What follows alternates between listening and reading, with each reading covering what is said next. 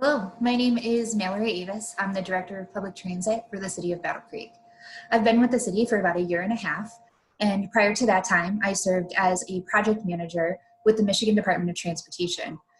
As the project manager, I oversaw 22 public transit agencies around the state, including agencies nearby like Berry County and Allegan County, and large agencies not too far away like Grand Rapids. I learned right away from the time I was 19 years old that transportation was my passion, and I'm incredibly excited to be a part of this city team and to lead this department. I'm going to tell you today about Battle Creek Transit, about our past, our present, and our future. Battle Creek Transit first started in 1976. We took over from Serial City Coach Company, which operated the first electric streetcars in the city of Battle Creek. Today, we don't look much different than Serial City Coach Company, but we do operate a total of 20 vehicles. 7 of those are demand response, or what we call teletransit, and 13 of those are our fixed route, big buses like what I'm on today. We currently have 43 full-time positions. Our newest position is a mobility manager who's specifically designed to assist the community with planning trips and creating mobility plans for individuals who may need assistance riding public transit. We operate 20 hours per day, Monday through Friday, and then 8 hours on Saturday. Our system hasn't changed very much since 2014, but it doesn't mean we're not working on it. So currently our 8 routes run either on 30-minute or 60-minute frequencies. So every 15 or 45 minutes after the hour, you'll find all of our buses down at the transfer center. Transfers are always free, and our diagram shows exactly what bus pulls into which spots. Then we have teletransit. Teletransit operates all throughout the city and surrounding townships. So this is our door-to-door service, and this will pick you up at your door and take you to the door of your destination. To understand transit, first you need to understand its very complicated funding. The majority of our funding comes from federal and state sources. So these are operating assistance and grants that are distributed through a formula program. On the state side, this is through the CTF, or the Comprehensive Transportation Fund. This is funded through vehicle sales tax and registration, similar to road funding. On the federal side, this is through what's called the FAST Act. It's the Surface Transportation Funding Bill. This changes typically with each administration and currently has been extended for another year. These are both formula-based. This means that whatever the budget is for that year, each agency or each city has a specific formula to determine what percentage of that allocation they get. For our other funding sources, a small portion of our funding comes from the city general fund. This amount has varied over the past few years from roughly $300,000 to just over $1 million. Obviously, depending on federal and state sources, that directly correlates to how much the general fund must contribute. Other sources can include revenue from farebox, which is our passenger fares collected. This is roughly $300,000 to $500,000 per year, depending on ridership. We also have sale of advertising, so the advertising that you see on the side of the bus, that generates a significant amount of revenue. And we also have contracted services, so agencies that we may partner with to provide transportation at a higher contracted rate. You also have to understand what our expenses look like. The majority of our expenses are operations. So as you can imagine, vehicle fuel and drivers take up the majority of our expenses. We have a small amount for maintenance and a small amount for administration, typically split evenly. Operations does include things like fuel, driver's salary, wages, things like that, but does not include repairs on the vehicle. That's under maintenance. Transit funding in fiscal year 21 and 22 is very complicated. Because transit operates as a department of the city, we run on a July to June fiscal year, just like the city does. However, because our funding sources come from state and federal sides, those operate on state and federal fiscal years, which are typically October to September. So because of this, we tend to operate in 2 fiscal years and it can make it difficult for city budgeting. This year, Transit received CARES Act funding of $3.9 million. This is to cover 100% of operating expenses from the date January 20th, 2020 until those funds are expended. We did draw down $1.2 million to cover our operating expenses for the city's fiscal year 20 and plan to draw down the rest of it in the city's current fiscal year 21. For fiscal year 21, the city has budgeted a allocation of roughly $229,000.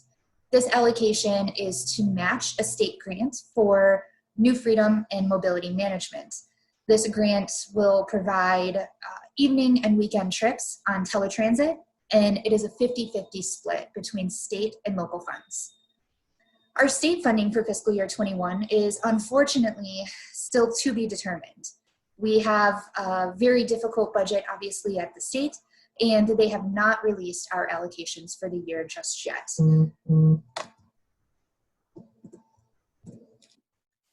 Ridership for Battle Creek Transit pre-COVID was about 1,700 trips per day. And that was about 470 annual trips per year. 25,000 of those trips each year were on teletransit. That's our door-to-door service. During COVID, we did lose ridership, but not nearly like other agencies saw. So while we did go down to about 1,000 trips per day, we still did not see the significant 90% drop like other agencies saw. During this time, we also discontinued fare collection and implemented rear door boarding. Ideally, we wanted to decrease ridership. And since we weren't collecting fare, our drivers were manually keeping track of what our ridership was. Currently, we've reinstated fare collection and reinstated front door boarding. Obviously, we've had to put some safety measures in place first, but this did cause a short decrease in ridership as it de-incentivized people from riding for non-essential purposes. Now we're roughly back to about 1,500 trips per day and inching closer to our pre-COVID numbers. This is an example of some of the safety measures that we've implemented. The first photo will show the plexiglass barriers that we've installed on all of our fixed route buses. So every bus now has a safety barrier between the driver compartment and the passenger compartment. The last picture shows our teletransit vans, and those teletransit vans are a little more difficult to outfit. We did still implement a plexiglass barrier, and were able to come up with a solution that worked, but it was all the work of our maintenance department who fabricated everything in-house and was able to save thousands of dollars by making these rather than purchasing these. On board our vehicles during COVID, we also had to implement social distancing.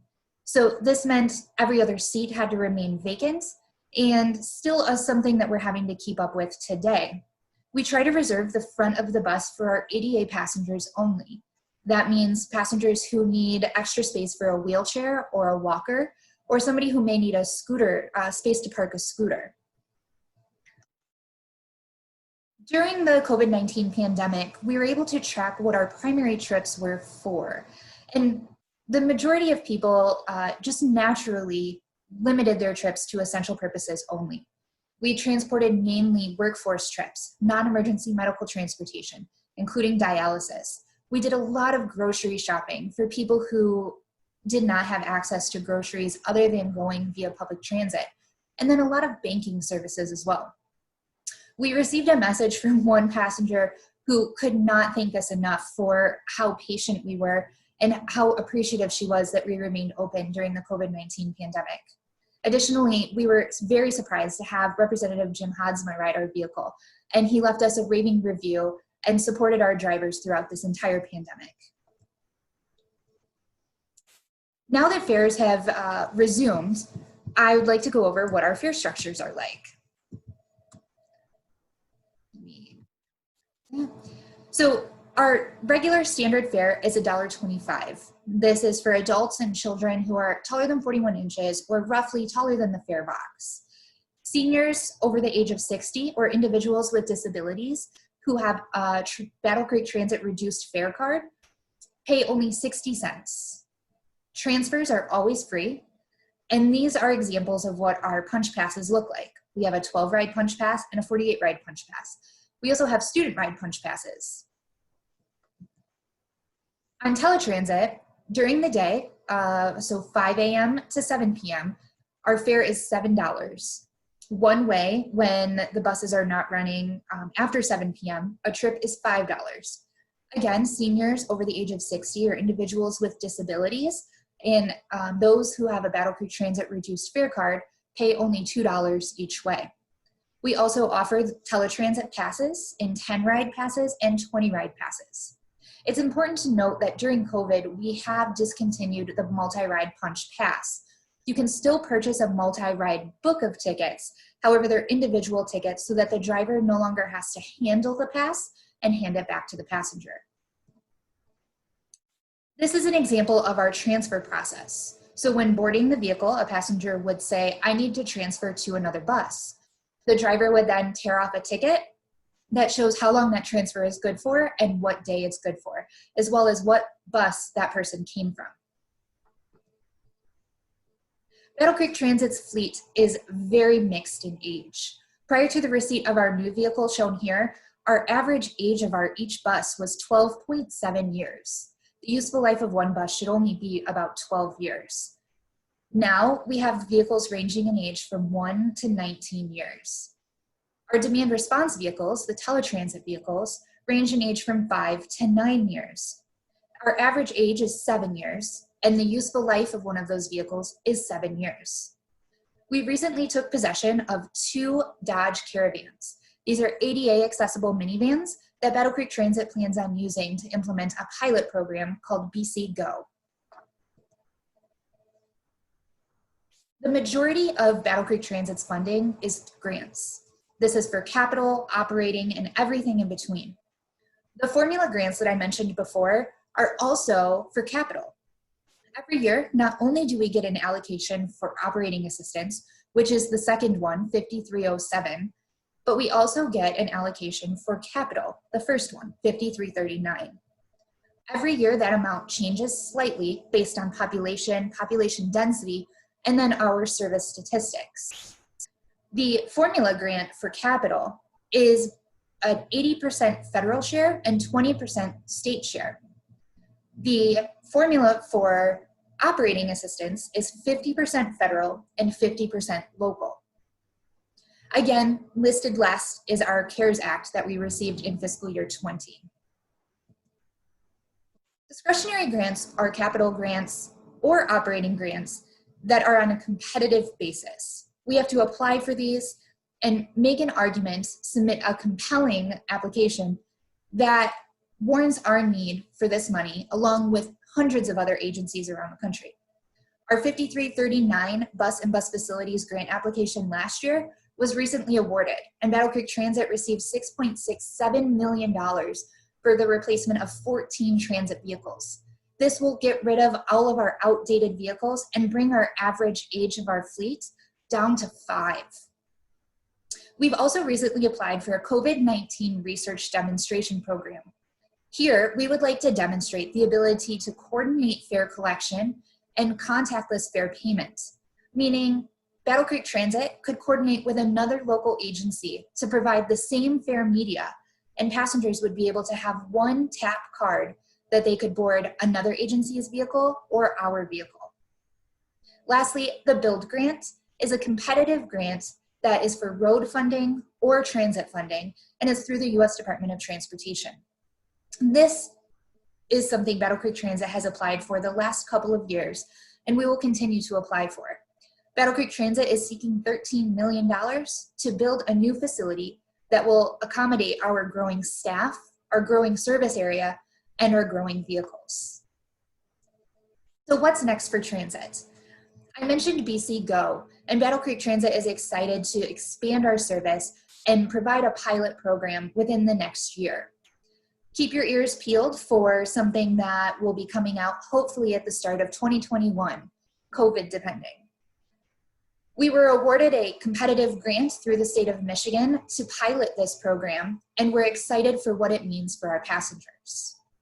Additionally, Battle Creek Transit is looking to install new bus stop signs that will provide more wayfinding information and tell passengers what route it is that's stopping here and what time they can expect the next bus.